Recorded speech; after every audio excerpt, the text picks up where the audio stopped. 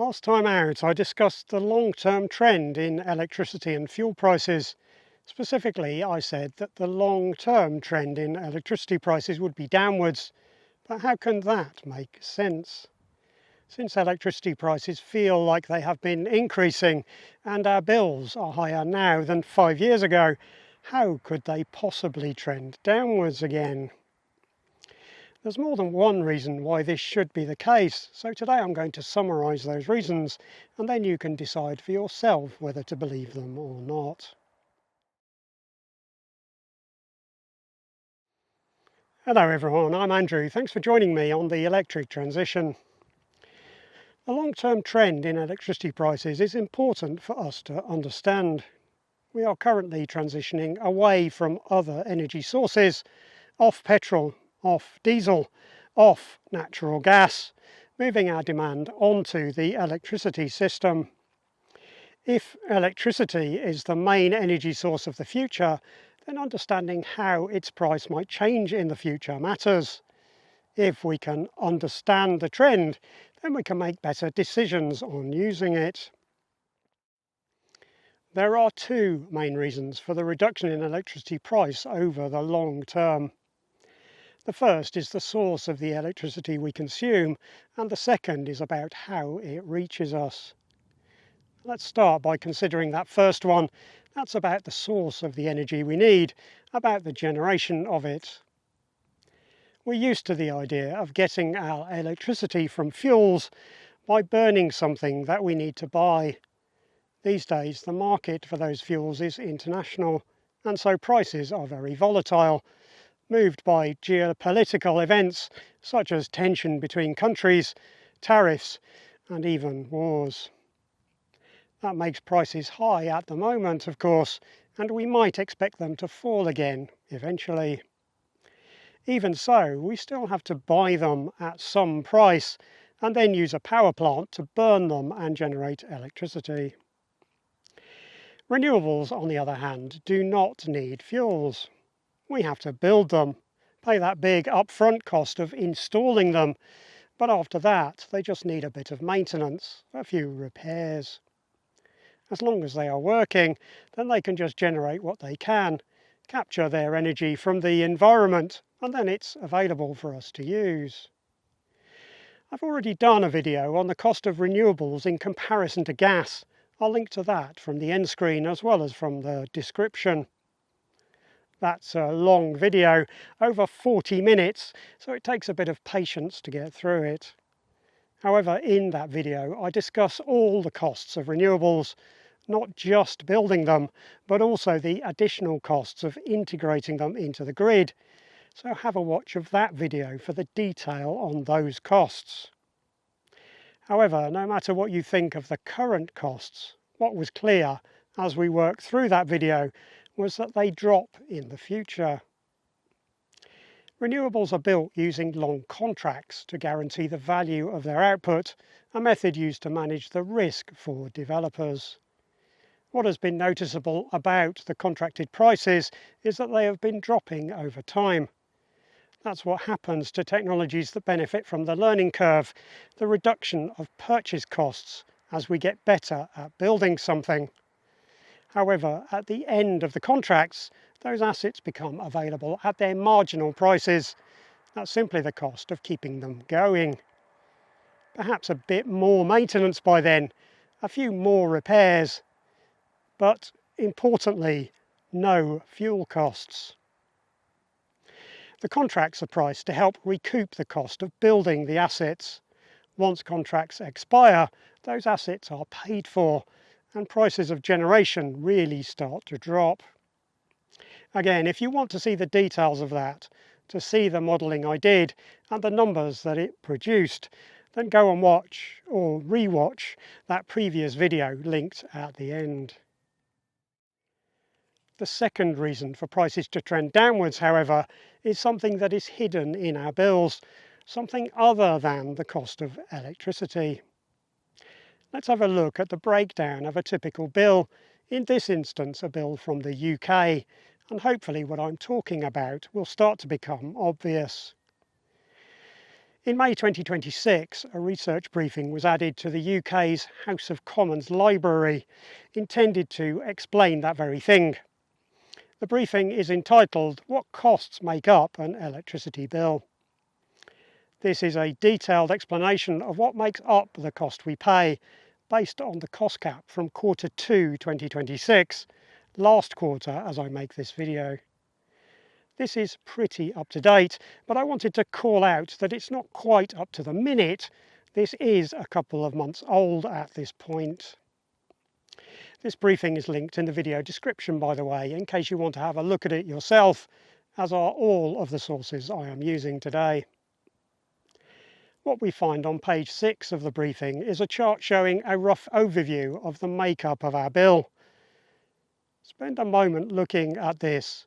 What strikes you about this overview?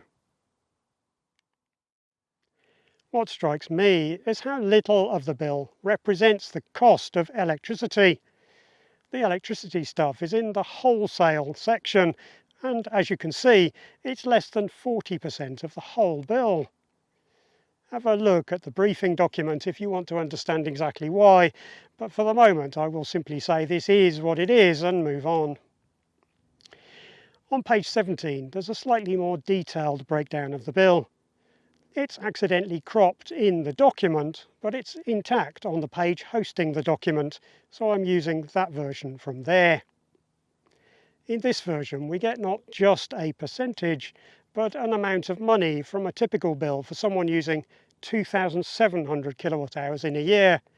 So this data I have transferred into a spreadsheet so that I can play with it. There is one difference I should call out in my version, which is that I have split the balancing costs into its own section. That's because I want to treat that one differently in the next step. When looking at these numbers, I see two different types of cost. Some of these vary by the amount of electricity the country uses, but some others are fixed costs, divided up across all of the units used. So what I've done here is add an extra column on the right and labelled them fixed or variable at the category level. For example, the network cost, the cost of running the grid, the wires and the transformers, is a fixed cost. It doesn't vary much based on the amount of energy we use. The same is true for policy and operating costs, which are more closely tied to the number of meters, in other words, the number of customers, rather than the amount of electricity we use. Hopefully you are happy with that categorisation. Check the details of what each item represents in the document if you have any doubts, but I am comfortable this largely makes sense. Using that classification work, we can now summarise what we had and end up with this table. It's a bit surprising, isn't it? It's not what I expected anyway. I did not think that almost half of the bill would be made up of fixed costs, stuff that isn't electricity. As the final step in this little section, I want to calculate the cost per kilowatt hour to verify that we have not made any mistakes. By my calculations, the average annual bill is £876, based on consumption of 2,700 kilowatt hours of electricity. So, dividing one by the other, we get our per kilowatt hour price, and that is 32.4 pence per kilowatt hour. That looks about right.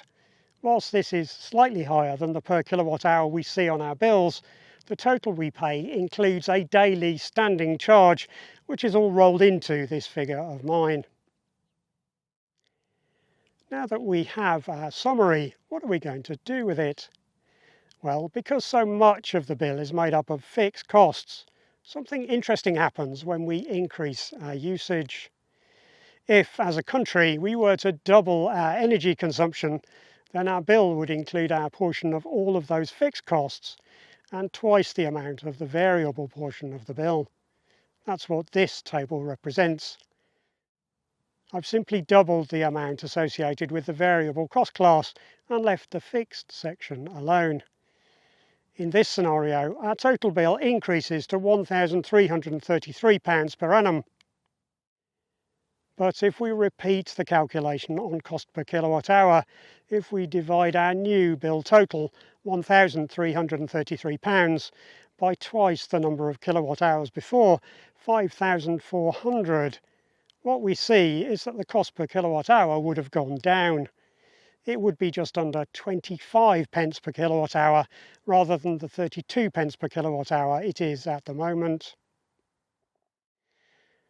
Now, I know what you're thinking. Surely my example is too simplistic, and I agree, but perhaps not in the way you think. It is true that some of the fixed costs go up as well a little bit. If we are working the network harder, then things run hotter, and there is a bit more maintenance and repair to do. However, I don't think there would be all that much more, for a reason we'll come to later. But the thing I think that is a bit too simplistic is doubling the variable costs. It's not necessarily true that twice as much electricity costs exactly twice as much. The cost of electricity on the wholesale market varies a lot by the time of day. If we doubled our usage and the usage profile remained the same, then sure, the cost would approximately double, assuming we have generation to meet that need, which I don't think is in doubt, by the way. However, in reality, our usage profile won't remain the same. We can be flexible with some of our energy needs. Not all of our additional loads have to be on at peak times. EV charging is a great example of this. I get energy for that at less than the standard day rate.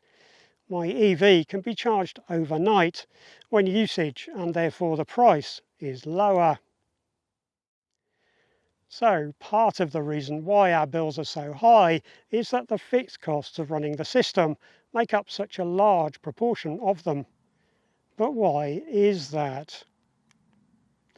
Here's a graph of total electricity consumption by year.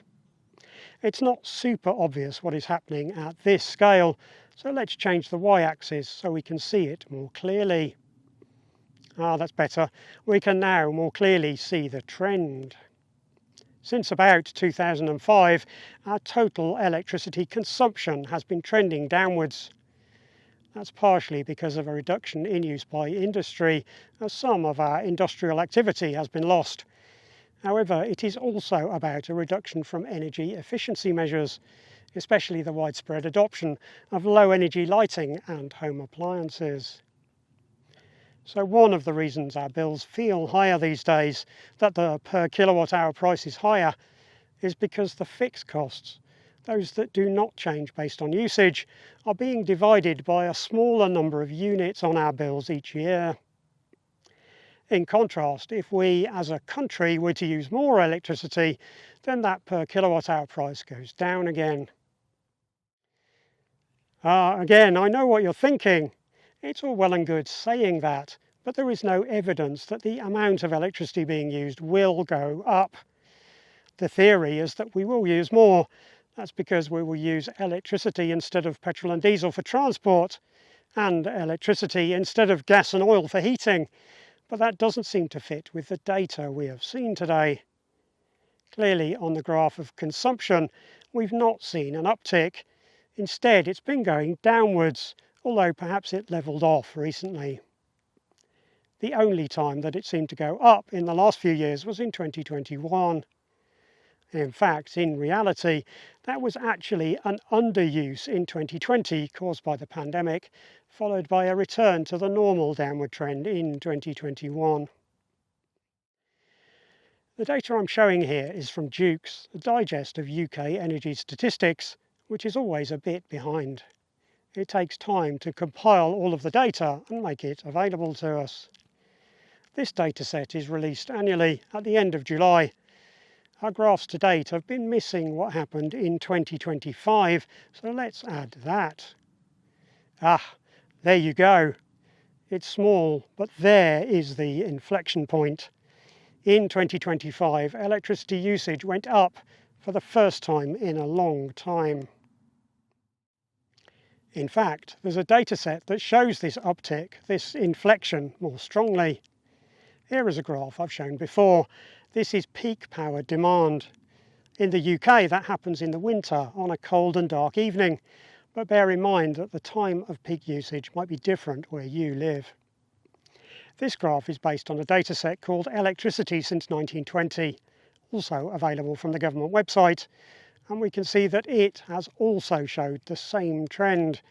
Peak demand has also been falling, down from over 61 gigawatts in 2010 to only 47 gigawatts in 2024. And 2025? Wow, a big uptick, a jump of over 4 gigawatts. That's an 8.8% increase in a year.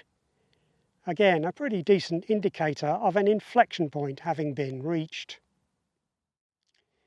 Part of the story of our bills being high then is about how we have been utilising our grid. We built a grid that was capable of delivering at least 61 gigawatts, probably more in fact, but we've been underutilising it for years, and only in 2025 did we start to see that change. This uptick is only visible in 1 year of data so far. Can we really be sure that our consumption will increase in the coming years? Can we be sure that we will get lower prices in this way, based on both usage and reduced wholesale costs? Well, I'm not the only person to think so. Far from it, actually, but there is one source I want to refer to here, the Climate Change Committee. The members of the committee are a smart bunch. These are the people we ask to look into the future for us, to estimate what is and is not possible, and in their 7th carbon budget, they say the same thing.